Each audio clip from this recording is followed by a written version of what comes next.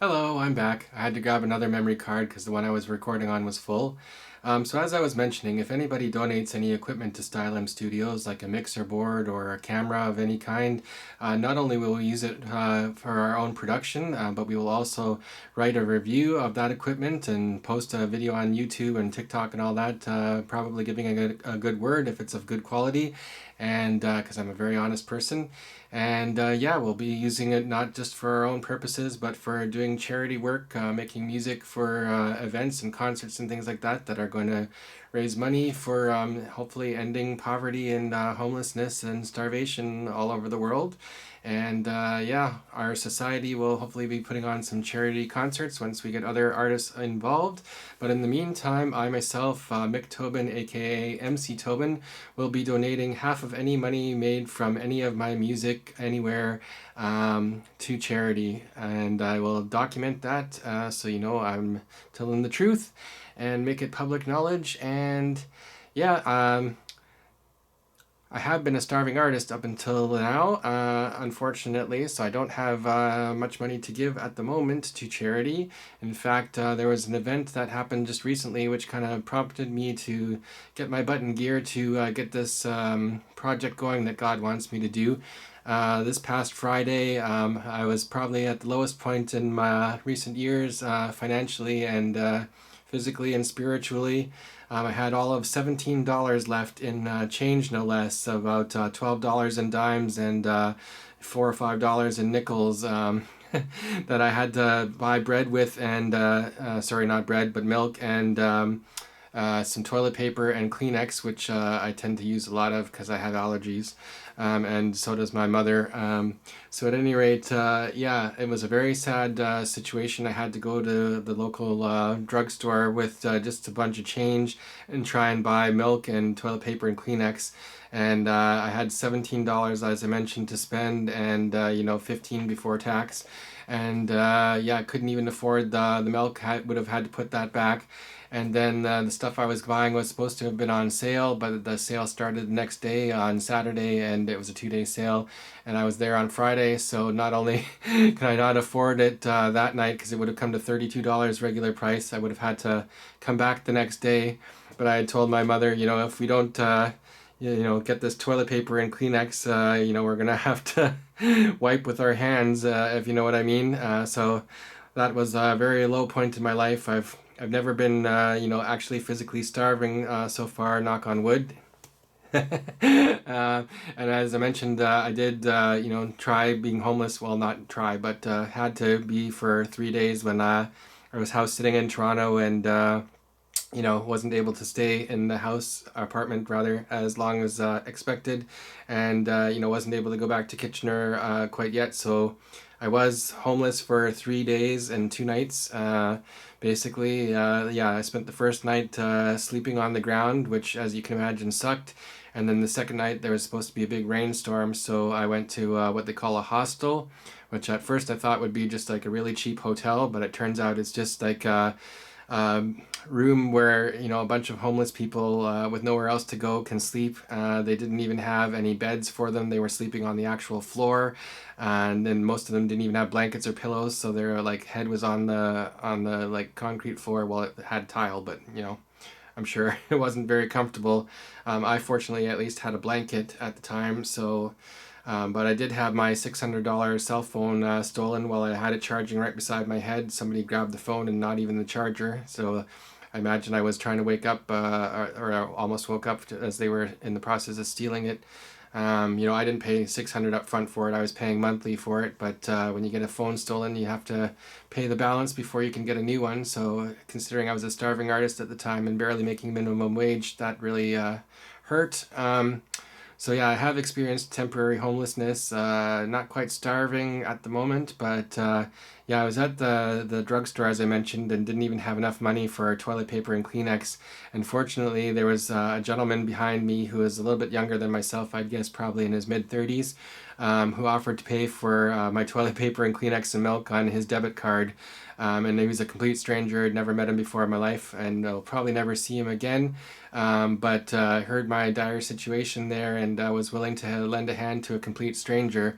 So I thought, you know what? If somebody is able to help me in my time of need, who I don't even know like that, and my neighbor across the street there had actually loaned me $125 2 weeks before for groceries because, as I mentioned, I'm not working outside the home right now. I'm a stay-at-home personal support worker for my 84-year-old arthritic mother who's getting dementia, or at least Alzheimer's, memory loss anyway.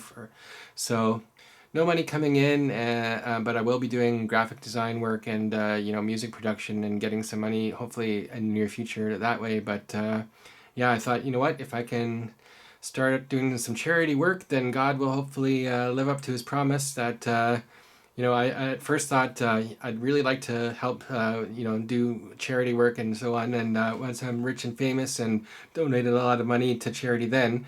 But God kind of told me, as I mentioned, because he talks to me sometimes, not out loud, but just I get ideas and he confirms it. But he kind of said to me, you know what, Mick, you got it backwards. Like, you're not going to get rich and famous first and then donate the money to charity and get this work going that I want you to do. You have to do the work first, and then I'll reward you by getting you rich and famous and so on a little later.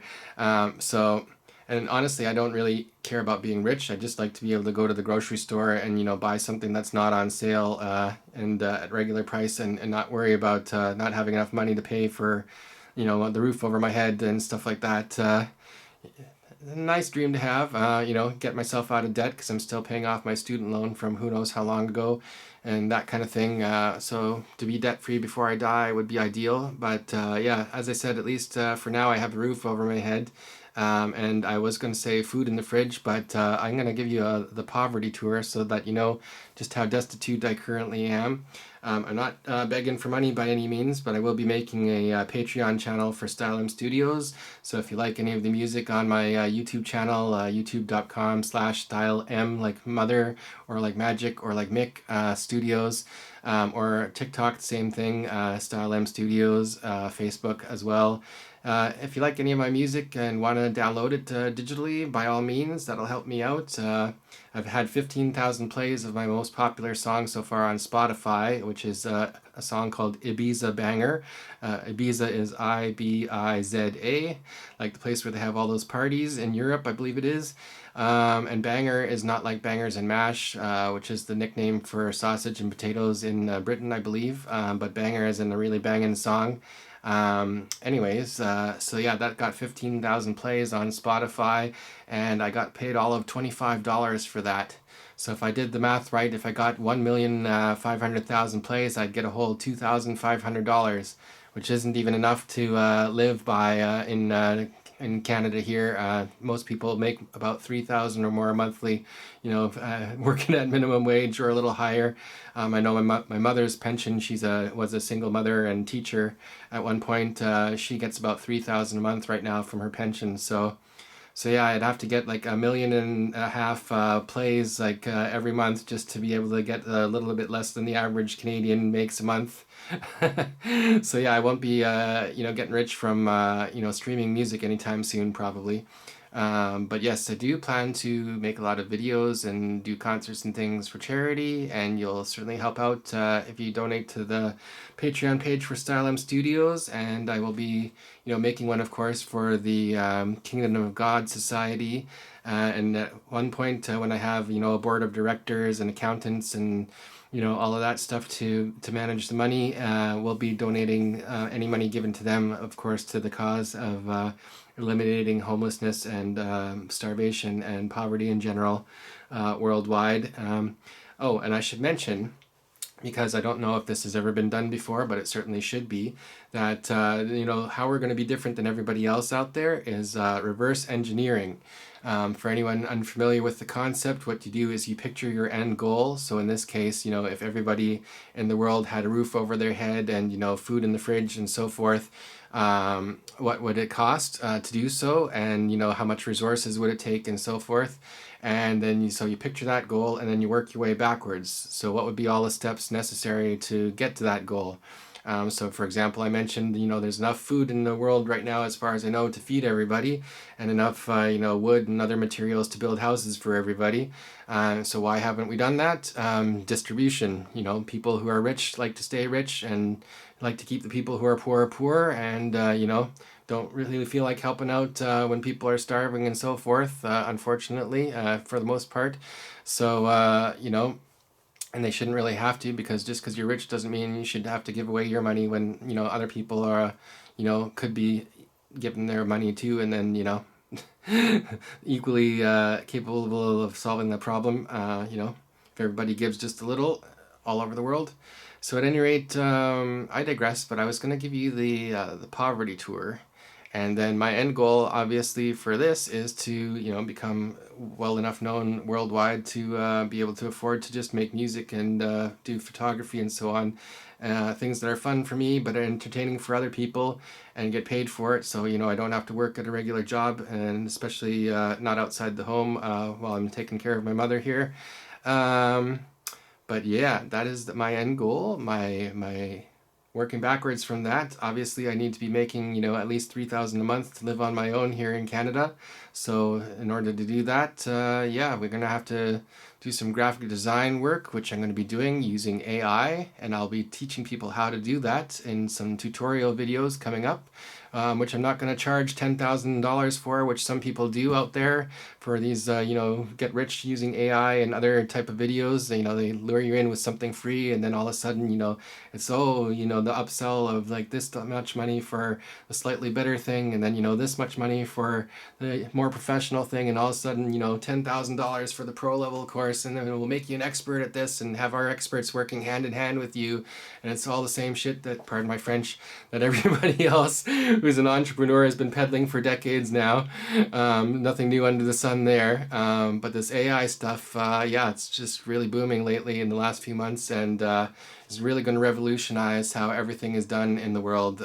So yeah, I've been making some artwork with that, some pictures so far, and apparently it can do videos now too. So yeah, we'll be doing that within the next few days and doing some tutorials on it. So look forward to those. But yeah, the poverty tour. How empty is my fridge and my cupboard right now? So I'm not lying about being a starving artist. All right, let's go take a look. Let me just get my camera off my tripod. One momento.